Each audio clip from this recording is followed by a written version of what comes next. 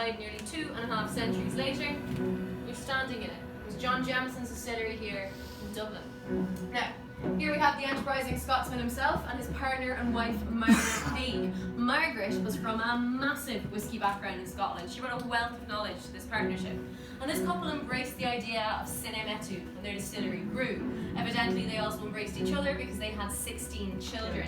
And it was one of these, John Jameson II, the son, who actually took over from his father as master distiller. And really, it was beneath John Jameson II that Bow Street and our whiskey became as we know it today. And that's because he embraced that legacy entrusted to him by his parents of constant innovation, constant hard work, and unmatched quality when it came to his whiskey.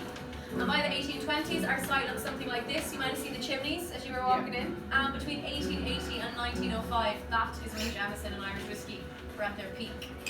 So folks, when you look at a bottle of Jameson, there's one name that's going to be on the bottle, and it's going to be John Jameson's. But ownership of our whiskey's legacy is very much shared. So embossed into the glass at the base of each bottle, you're going to see these two figures here and here. Now these are our barrelmen, and what the Jameson barrelmen represent are the hard workers past and present who have built our whiskey from the ground up. When you get down to it, Jameson's story is told by these barrelmen. Because by the 1880s, this site was the world's most self-sufficient distillery.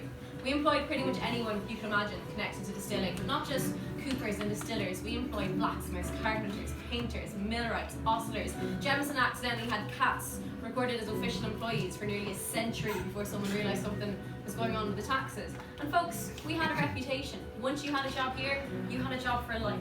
And at our peak, we had a workforce of around 300 people. And employing that many people meant we were supporting hundreds of families throughout Dublin City. But also we were known for, and still are today, employing generation after generation after generation of the same families here in Dublin City. And it worked for us. By 1888, Jameson was making 1 million gallons of whiskey per year. Put that into context, this is a city centre distillery in Dublin in the 1800s, making 6.5 million of these bottles every 12 months. That is a phenomenal output.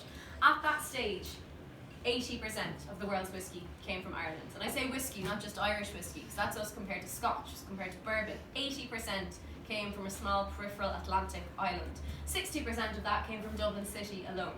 That is no small feat.